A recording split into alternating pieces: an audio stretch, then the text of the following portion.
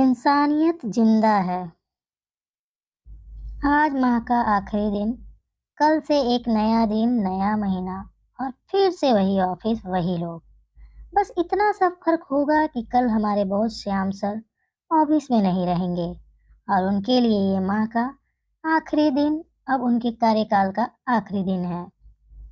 Shyam sir एक सुलझे हुए इंसान, सबको साथ लेकर चलने वाले, हमेशा शांत, उनकी अपने काम में पकड़ जिसके चलते पूरे विभाग में उनकी बहुत इज्जत है। उनका बचपन शिक्षा इसी शहर में हुई और उनकी किस्मत अच्छी रही कि इसी शहर में सरकारी नौकरी भी मिल गई। जैसा श्याम सर का व्यवहार, उसी तरह का उनकी मैडम का भी व्यवहार था। वो भी मिलनसार, मृदुभाषी है। सब ठीक था, पर उनकी कोई संतान न थी, जिसका उन लोगों को हमेशा से ही दुख रहता था। फिर भी दोनों सभी सहकर्मियों के सुख दुख में हमेशा साथ खड़े रहते थे। उनका ससुराल तरफ से सारे रिश्तेदार कर्नाटक में, बेंगलोर के आस-पास ही रहते हैं। हम लोगों ने उनको बहुत समझाया कि आप यहीं पढ़े लिखे हो और बचपन से यहीं पले बड़े हो, फिर क्यों ना यहीं रह जाएं। पर उनका एक ही जवाब था, तुम लोगों को मालूम है कि हमारा अपने भाइयों से कोई संबंध नहीं है और शुरू से ही हमारी हर जरूरत में आप लोग का साथ रहा है।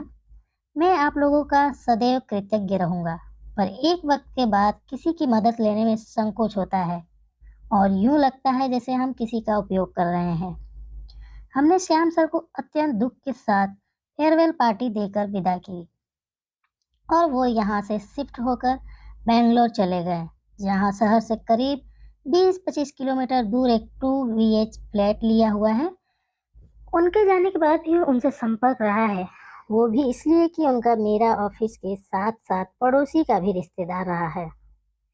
यूं ही कुछ समय गुजर गया और हम लोग भी महीने में एक आध बार बात कर लिया करते थे। एक बार यूं ही बातों बात में उन्होंने बताया कि भोपाल के माहौल और यहाँ दक्षिण के माहौल में जमीन आसमान का फर्क है। यहाँ हर कोई अपने परिवार तक ही सीमित रहता है, किसी को फर्क नहीं पड़ता है कि पड़ोस में कौन है, क्या करता है। उनके साढ़ू के बच्चे थे, पर वो भी 20-25 किलोमीटर दूर रहते हैं। और आगे उन्होंने बताया, एक दिन मैडम का तबीयत अचानक खराब हो गया और उनके सीने में बहुत तेज दर्द हो रहा था। मुझे कुछ समझ नहीं आया। मैंने सबको फोन लगाया पर कोई फोन नहीं उठा रहा था। रात के करीब 2 बज रहे थे। मेरा घर मेन रोड से करीब 3 किलोमीटर अंदर की तरफ है। मेरे अपार्टमेंट में 4 फ्लैट है। सबका दरवाजा खटखटाया पर कोई नहीं खोला। मैं नया नया था फ्लैट में, किसी का मोबाइल नंबर मेरे पास नहीं था। मैं घबराए हुए फ्लैट से बाहर निकलकर मेन रोड की तरफ बढ़ने लगा और साथ ही साथ सभी को फोन भी करता रहा। तभी एक अजनबी व्यक्ति अपनी बाइक से क्रॉस किया और आगे बढ़ गया। फिर कुछ दूर जाकर वापस आया और बोला, क्या बात है अंकल, सब ठीक है ना? आप इतने घबराए हुए क्यों हो? मेरी मिसेज की तबीयत बहुत खराब है, कोई गाड़ी नहीं मिल रही है, किसी से बात नहीं हो पा रही है, मुझे बहुत डर सा लग रहा है, मैंने उस अजनबी को बताया। वह बोला, अंकल आप घर पहुंचकर आंटी को रेडी करिए, मैं गाड़ी लेकर आता हूँ। बेटा मेरा फ्लैट उस बंगले में है। मैं आपको भी जानता हूँ और आपके फ्लैट को भी। प्लीज जल्दी घर जाइए, मैं आता हूँ। मैं एक नई आस लेकर अपने फ्लैट में पहुंचा और मिसेज को रेडी होने को कहा। उतने में ही डोरबेल बजा। मैंने दरवाजा खोला तो देखा कि दरवाजे पर एक 30-35 वर्ष की महिला खड़ी है। कहिए, मैंने उस महिला से पूछा।